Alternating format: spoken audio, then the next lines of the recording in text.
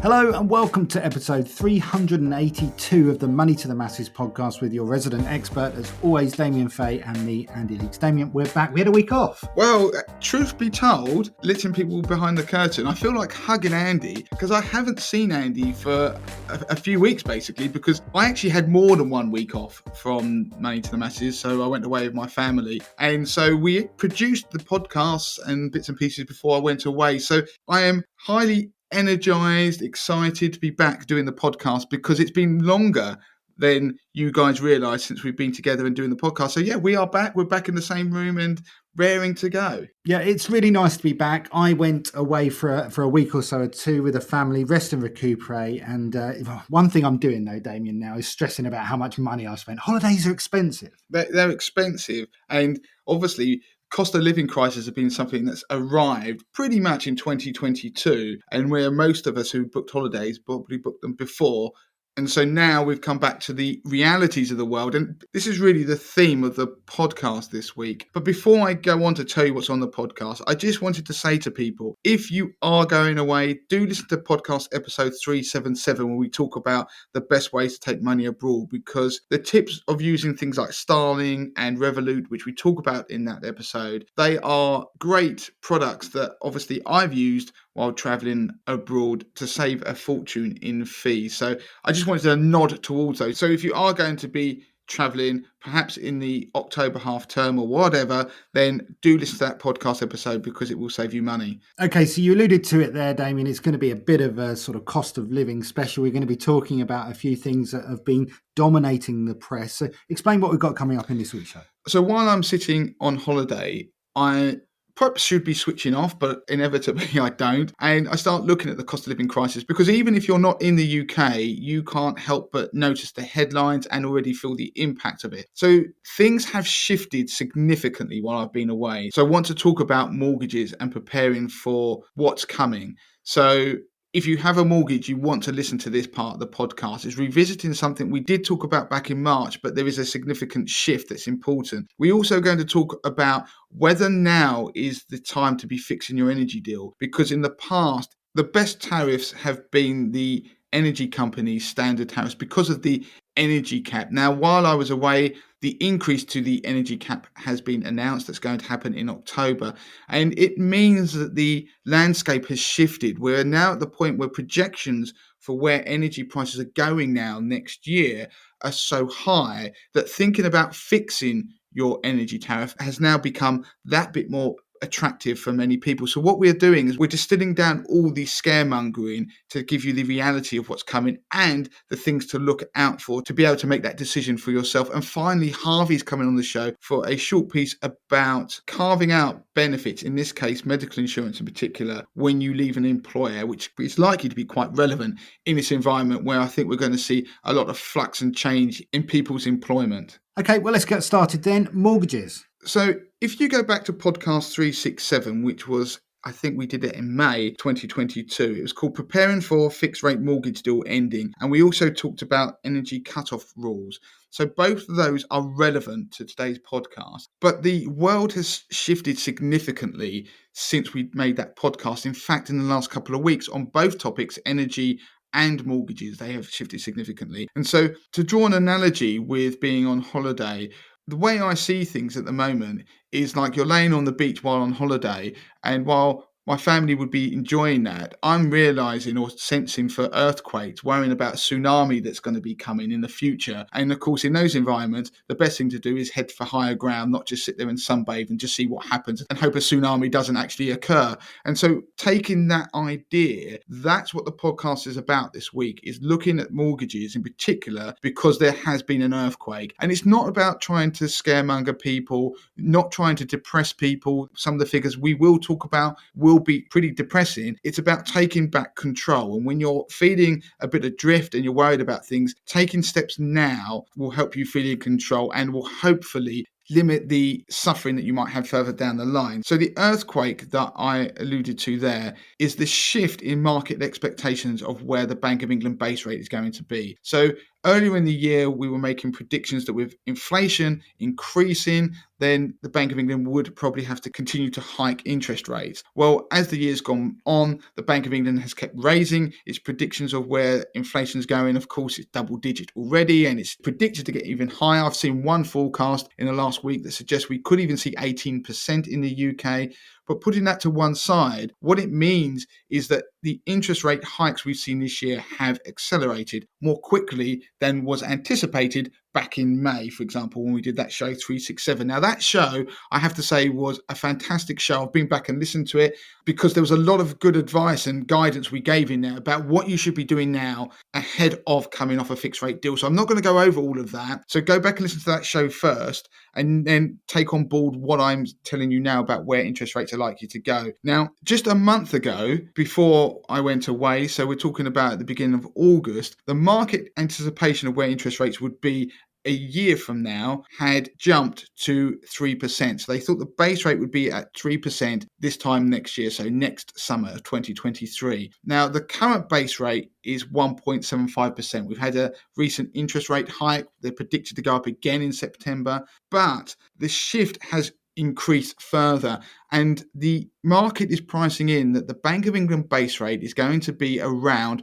4.25% by August next year. So basically a year from now, August, September 2023, you're looking at a base rate of 4.25%. Now, that is a massive shift. It's one of the biggest shifts I've ever seen in the expectations of where interest rates are going to be in such a short period of time. Just weeks, that shift occurred in the market's view. Now, that has a significant impact on fixed rate deals, obviously. So when you look at where fixed rate deals are going to be, if you look at them now compared to where the base rate is, if you're going to get a 2-year fixed rate mortgage a year from now, then likely the best rate you're going to get is about 5.5%. Now, the worse your LTV, your loan to value is, so the higher your mortgage is compared to your house price, and don't forget house prices might potentially stagnate or fall, we just don't know, then that means that the fixed rate that you might get this time next year could be 5.5% or higher. Now, I know that this is all based on market predictions, and just as quickly as they can ratchet up, they could come back down depending on what happens in the economy and the central bank's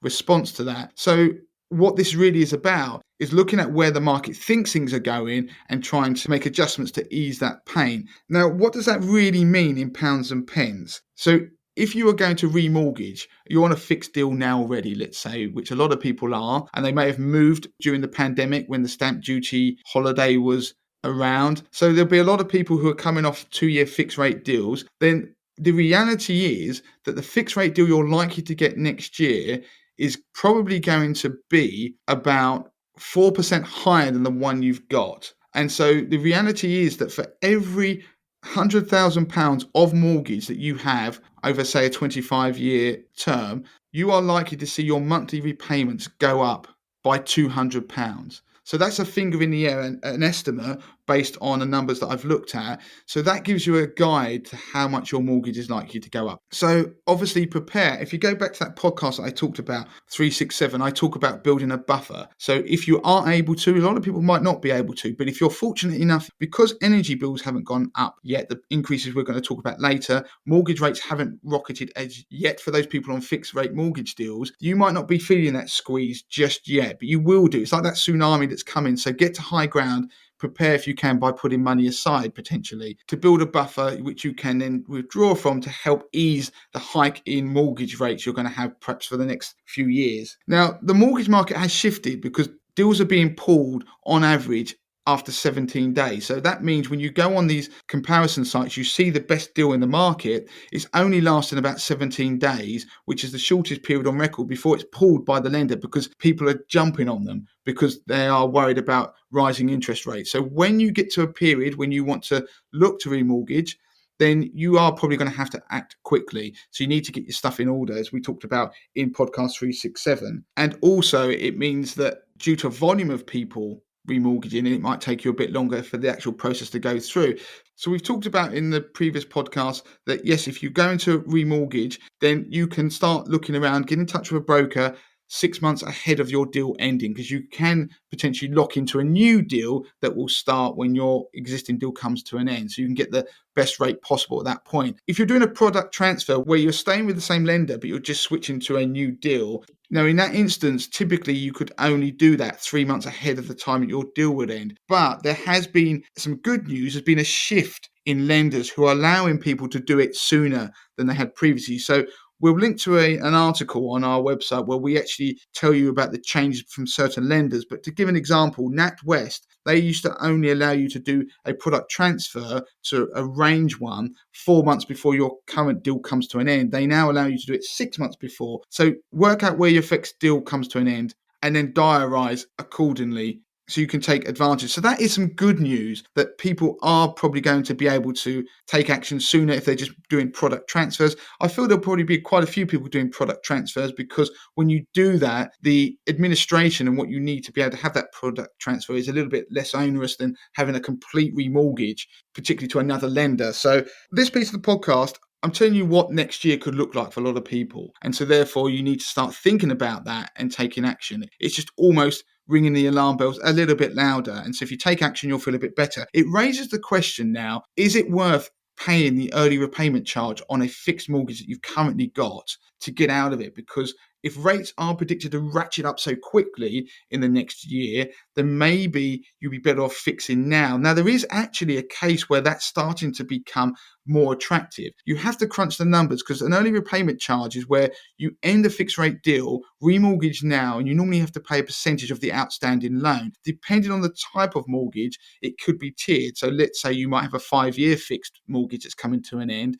Over the 5 years of the fixed period, you might have to pay 5%, 4%, 3%, 2%, decreasing each year by 1%, until the last year you only pay 1% of the outstanding loan to actually remortgage elsewhere as an early repayment charge. Some of them will be fixed for the whole period. You might have a 2-year fixed, say, and it's a 3% charge for the whole time of that fixed period. So you want to look at those numbers. If you speak to a mortgage broker, they can help you. But I have found a really good calculator online, which is called Nous.co, so nous.co. We'll put a link in the show notes. And what it does is you put in your current early repayment charge, you tell it what the best rate you can currently get by looking on a comparison site if you remortgaged now, and you tell it the date when your deal is due to end. Let's say it's a year from now, and it uses projections in the background of where interest rates are likely to go, a bit like I've been doing earlier on in this podcast, and you can set it to be very pessimistic or very optimistic or somewhere in between, and it will crunch the numbers and tell you whether it's worth you paying your early repayment charge and getting out of your current mortgage and locking into a deal now.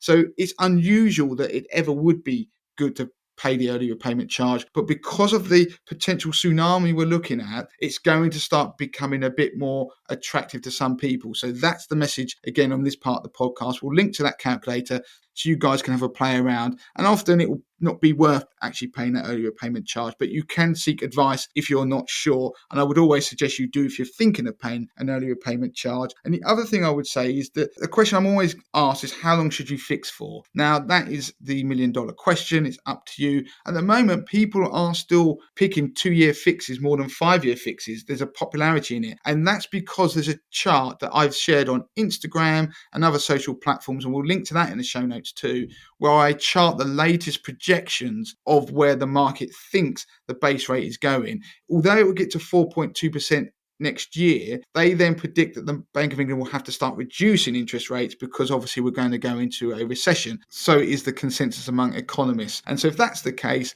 people are thinking, well, 2 years maybe from this year or next year, then interest rates will be lower and they'll want to remortgage then to get a better deal. So some people will like certainty, because that's the thing. In an environment like we are now, maybe what we're facing with the cost of living crisis, it's no longer always about necessarily being the cheapest. It's about certainty as well. So some people might look at their budgets and think, look, I'm going to have a real squeeze here.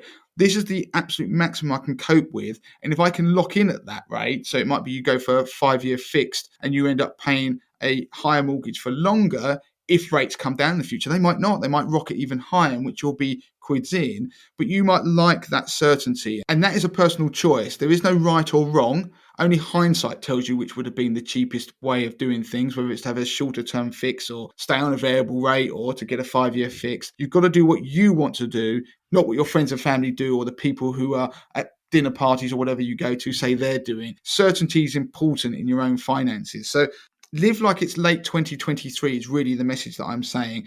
And obviously, if you're a landlord, the one thing I'm going to throw out there that you might not realize that lenders are also increasing the stress tests that they're using for when you come to remortgage. So obviously there's the element of how much your rent's got to cover the mortgage, but the stress test they're using, the interest rates in the background of those calculations are also going up. So you obviously see an increase in the amount that you pay. So again, you need to start doing some research and talking to a mortgage broker well ahead of time.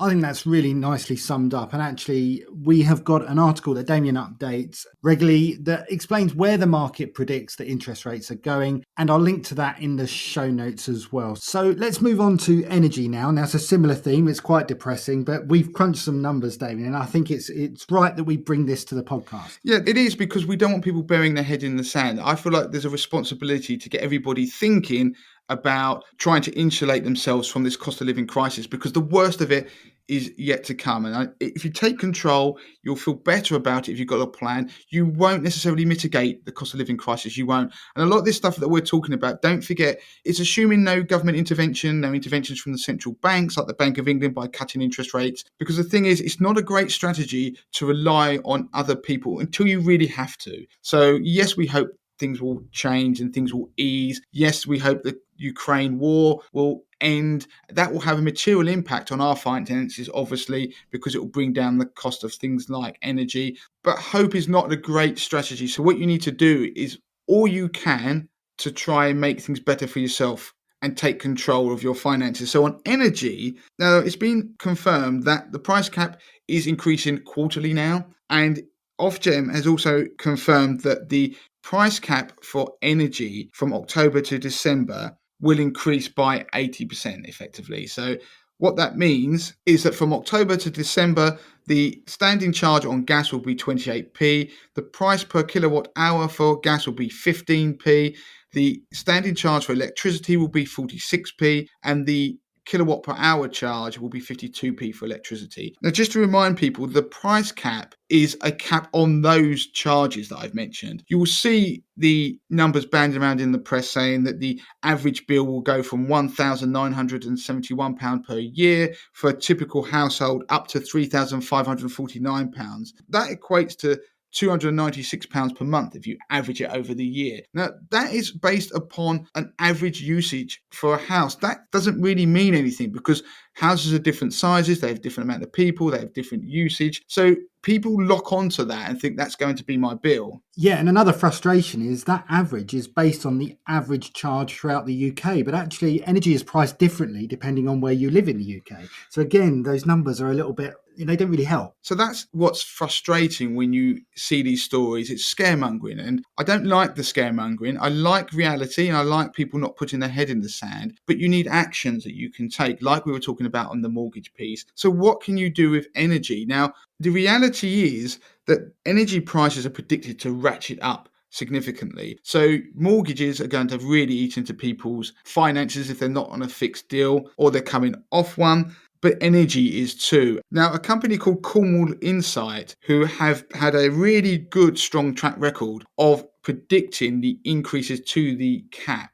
in the past, have done an assessment and are predicting where energy prices will go in the future. So they've predicted that in January, the price cap will move up another 52%, and then in April, it will go up 23%, and then there'll be a small drop in the summer of next year. Now, that is huge. What does that mean, though, in reality? Now, we crunched the numbers, and in fact, Andy did a lot of the number crunching in the background. I lost him for almost an entire day to spreadsheets and research, but the insights are important. So just to give you a steer, if you were paying for energy real time, which we don't, that would mean the predicted increases mean that, say for September now, you'd be paying £165 in total for gas and electricity in the month based on average usage. So usage in the summer months are lower than the winter months, but we allowed for that increase because as these price cap increases are occurring, they're actually occurring in the winter months as well. So our usage goes up, so we'll be paying more for that energy. Now, from October, and you were paying in real time, your monthly direct debit would be £388 combined for gas and electricity. And that was what it would be until January, where it would then hit £581, which it will stay like that until April. And then in real time, you'd be paying £558 per month. And then, of course, your usage starts to drop. And then they predict in June that the price cap will fall moderately. Now, what does that mean if you were to pay a constant direct debit for the next year to take into account all of these increases you keep hearing about? And these are projections, assuming that the government doesn't make any interventions in any way. So this is, we're all left to our own devices to suffer the consequences of spiraling energy costs. It means that today you would need to set your direct debit to £480 a month for an average use to allow for the increase in energy costs, but also the increase you're going to use during the winter, and then the lower amounts you're going to use during the summer months. So these are estimations using some assumptions, but what this is going to do effectively, if you're worried about things, this is going to keep your head above water. This means that you essentially shouldn't go into debt to the energy company. This is dream world. This is that we all had money that was spare and we wanted to protect our finances, and we went, right, whatever we're paying now, let's say you're paying £200 a month, then you would need to be putting aside an extra £280 a month, or if your direct debit hasn't already been increased by the energy company to £480, to ensure that you'll be able to afford energy even if the government doesn't intervene and energy prices keep rising. So they are big ifs. So that is a huge number, and the likelihood is the government is going to have to do something about this. So most people won't have that kind of money to put aside, but if you can put something aside, then that would be positive. But it also explains why a lot of people are starting to get energy companies ratcheting up their monthly direct debits to numbers like we've just seen there. So in our office alone, Justin just had his energy company ratchet up his direct debit, more than doubling it to over £400 already. And that's because they are factoring in some of these likely increases going forward. Now, what this means is that, of course, energy prices going up, and they could go up even faster, we just don't know, that fixing your energy price has suddenly started to look a bit more attractive. And that attraction comes from the idea of certainty. So yes, we're talking about energy prices that a direct debit would be £480 a month if these hikes go ahead with no interventions from the government. But if things get worse, there's nothing to say energy prices can't go much higher. We hope they'd go lower, but there's nothing to say they won't go much higher. Again, if you look at your finances and stress test them, which we all should do, the worst case scenario, when we scale back all the things we can do, maybe you get rid of the car, whatever, you cut back your discretionary spend, you cut back your bills, all these things, the absolute stress test, the limit of what you could afford to be paying on things like your mortgage and energy. If there's a point you can't go beyond and you're worried about that, then fixing your energy bill might be attractive, because then at least you'd keep your head above water, even though it will be expensive. So we did some research about the fixed rate tariffs that are out there. And the interesting thing is there are many companies that are starting to issue fixed rate tariffs, but to their own customers, so existing customers only. The problem is they don't appear on a lot of the comparison sites because they don't have to publicize them. They're just for their existing customers. So what you need to do is look around yourself and see what your own energy company is doing in particular. Now, Andy actually crunched the numbers on this and looked at a number of potential tariffs, and they've all been pulled pretty much as this latest cap increase has been announced. And that will continue to happen in the future. But interestingly, if you go and look at the tariffs that are out there now, it's almost bang on the same as the cost that we analysed over the year, allowing for those increases. So put it this way, I explained earlier on what the current pricing is for the energy cap. If we go forward and we have the hikes that the Cornwall Insight predicted, then your benchmark that you need to think about when you go and try and find a fixed deal and say, is it worth me fixing now to stop things being any worse than they're predicted to be, then you need to not pay more than 21p on average for each kilowatt hour of gas. You don't want to pay any more than, say, 29p standing charge for gas. You don't want to pay any more than 74p per kilowatt hour for electricity. and 47p for the standing charge on electricity. How we got to those numbers is basically we averaged out where the price cap is predicted to be over the next year. So if you fix now, of course, you're going to be fixing at a higher rate than is currently available. So you'll be paying more now, but your charges per kilowatt hour and your standing charges won't increase. So what you're paying now has to be better than the average of the predicted increases. So that's the number. Write those numbers down. In the coming months, when you're looking at fixed deals and you want to see whether it's worth you doing it because you like certainty, then they are the numbers that you want to look at. I've seen other people out there talk about if it's whatever percentage of price caps. It doesn't really mean anything. The price cap is applied to kilowatts hours and the standing charge directly. That's what you want to focus on. It's a bit like when we look at petrol prices, we know how much a pence per litre is, and we look at that. We don't sit there and look at the average usage of an average car in the UK and how much people spend a month on petrol to try and judge whether a deal's a good deal. Focus on those kilowatt hours. And when Andy crunched the numbers, the cheapest deal at the moment would give you a direct debit based on average usage of £461 a month. And that's a 1-year fixed deal that's actually with Co-op. But again, these things are being pulled all the time. And so what it means, the deals you're going to get out there now that are likely going to be no better than if you just ride the increases in the price cap. But what they do is ensure it won't get any worse. And if you like certainty, then that is a good reason for you to consider fixing. And another thing to consider on that, and it's something that we took into consideration when we were doing the research, is exit fees. So you don't want to really fix on a deal if you've still got that question, is it good, is it not? Have a look at the exit fee and work it out. And on this particular deal that we looked at, there was very few available, like Damien said. There was no exit fee on there. So in effect, if you want that certainty, there is no risk, go for it because there's no exit fee. Yeah, so in short, there are no fixed deals cheaper than the current price caps, but there are fixed deals that are cheaper than the future increases that are coming along to the price cap. That's the key point. So if you're worried about the increase going beyond what people are saying, then that's when you look at it. And the other thing I'd say on the exit fees, quite a few do still have exit fees, but the trend in the market is for exit fees to be much higher. In the past, you'd be paying maybe £50 to get out of a dual fuel fixed rate tariff. Now the exit fees are closer to £200 on some of them. But if you're paying £500 a month nearly on energy at some point, then maybe you would think that is something that's worth paying in the background. And it means that people are going to focus on exit fees on energy more now if they do decide to lock in because they want that flexibility. So there is a nice parallel almost with the exit penalties on these energy tariffs. People will be focusing on them more because they still want some certainty but a bit of flexibility if they want to cancel them and get out of them in the future if energy prices tumble. But there's a parallel with the mortgage market because I think people will be looking at early repayment charges now when they look to fix again because they'll realise that the early repayment charges have meant that remortgaging now won't be cost effective. Had that early repayment charge been lower, then maybe it could have been a bit more attractive to fix earlier. So I think people will be focusing a bit more on early repayment charges on mortgages and exit fees on energy because while they might like the certainty, they also want a little bit of flexibility if the world changes in the future. So before we bring Harvey onto the show, I know some of those numbers were depressing, but they are worst case scenario.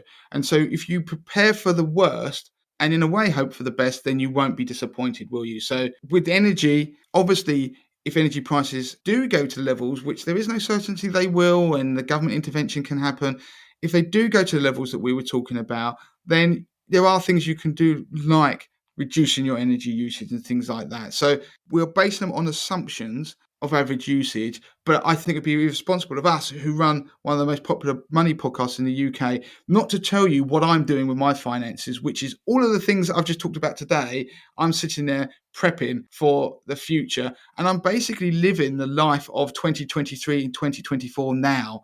And that is, depressing, but that is a reality. Okay, so let's move on to the next piece then. We're going to be talking to Harvey about carving out insurance products, which is something you can potentially do if you've got a benefit with an existing employer and you're moving on and you're worried about losing that benefit. And so Harvey's here to explain more. Harvey, welcome back to the show. Thanks for having me, Andy.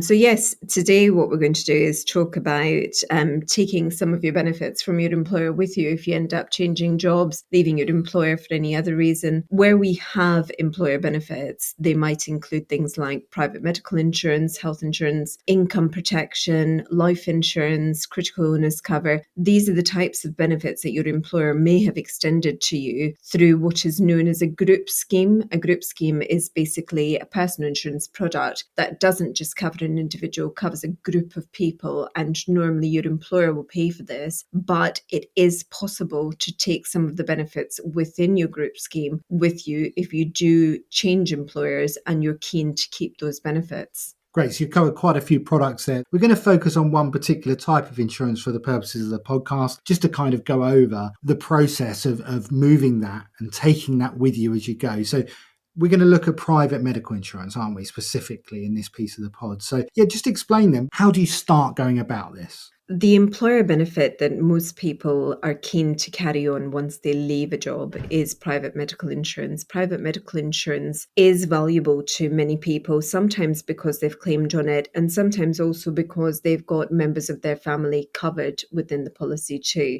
Most employer schemes allow you to add your children, your spouse, your partner to the policy, and it may be something that you wish to continue. Now, just because you've left the employment and the group scheme doesn't mean that you can't continue the cover. Most insurance providers will allow that individual to apply to continue the cover. Continuation is a way of maintaining the cover with all of the benefits that you had previously. You may not get some of the terms and conditions that are unique to the employer scheme, but largely what's of use to people is that you won't have to be underwritten again. You may have to complete some basic medical questions, but if you were covered for certain conditions whilst you were a member of the employer scheme, largely you'll continue to be covered for those conditions on an individual basis once you take a continuation option. Great. So this is of particular interest, I imagine, to people who are moving from one job to another, and the new job doesn't necessarily offer that. Obviously, if they do offer that benefit, then you've got a decision to make. You need to weigh up the covers and see how they underwrite the new plan to see if it does cover you. But that would be something that you would need to do yourself and weigh up which is best. That's absolutely right, Andy. So the best thing to do usually is to go to a broker, somebody who's independent, who'll be able to help you continue your cover from your employer onwards, but it also can scan the market to see what other products are available. Because if you're somebody who hasn't suffered medical problems previously, haven't had to use the policy, you may be able to get similar cover for less cost with another provider. And what the broker will do is it will scan the market, present the options to you of continuing your cover, as well as other options that may be more cost effective and comprehensive. Once you have all your options in front of you, you can then make a decision to take the cover that you find most attractive and most affordable for your needs. What I particularly like about this is an option for people who are maybe stalling on a contract offer. They may be weighing things up and they've looked at the salary on the new job, perhaps the location. They're weighing everything up, putting it in the round and thinking, well, actually, the one thing that I'm really disappointed about is the benefits package that I get with my existing employer. I would hate to lose that. But it is nice to know that there are options. And you could even take what's been offered to you through the broker to your new employer and ask if they will supplement the cost for it. They may not have a group scheme, but as part of your remuneration package, they may agree to pay for your private medical insurance, which you had previously. Okay, so, I mean, we've pretty much covered it there. It's a fairly short piece. It's more of an FYI for people to keep this in mind if they're thinking of switching occupations. And just lastly, Harvey, is there any restrictions in terms of the time frame? Do you need to get in touch with them, say, within a certain period? Generally, soonest is best. Most employer schemes will allow you up to 30 days to continue the cover as an individual, but you can be offered more time than this by some providers. But the best thing to do is start a conversation with a broker, let them know what your group scheme is, ask for the details of this. Your HR department should be able to help you with that. the cover that you have with your group scheme may have extra bells and whistles that aren't available in the individual market. So some large corporations will offer benefits such as face-to-face private GP appointments. These aren't largely available if you buy an individual private medical insurance policy. But if you're willing to explore options with the broker, they'll come up with the best package at the best price, and where possible, will continue to cover you for pre-existing medical conditions too. And so what we'll do is we'll put a link to a short article that Harvey has written on the subject so that it's got all the details there, including a link to a broker who will be able to help you if you're in this situation. Thank you so much for coming on, Harvey, to share that. Damien, let's bring you back in. I think we're pretty much done for this week. Aside from the usual, of course, please do review the podcast in all the usual places. Check out the Money to the Masses YouTube channel. There's lots of videos been going out lately. Lauren's been doing a fantastic series about her house move that she did a year ago now, and she's kind of giving all the tips and tricks that she's learned a year on. And of course, don't forget Instagram. I'm back. I'm going to be doing more on Instagram again. And my enthusiasm, I should say our enthusiasm, has got the better of us as ever. We always do this stuff about asking for the reviews at the end of the podcast. We must do it at the beginning of the podcast. Please do leave a review, especially if you were an 80/20 investor member and I was doing those videos while I was on holiday. Do please leave a review, because we've not had a review for the whole time that I've been away, almost since July. I think the last review I've seen on the show. So please do that. It's a real morale booster for the team when you leave us a nice glowing 5-star review, and who knows, you may even get a Money to the Masses mug. And so that's it, we're done for this week. So do get in touch if you would like to. It's Damien at moneytothemasses.com. You can contact me, it's Andy at moneytothemasses.com. So that's it, we're done. Until next time. Until next time.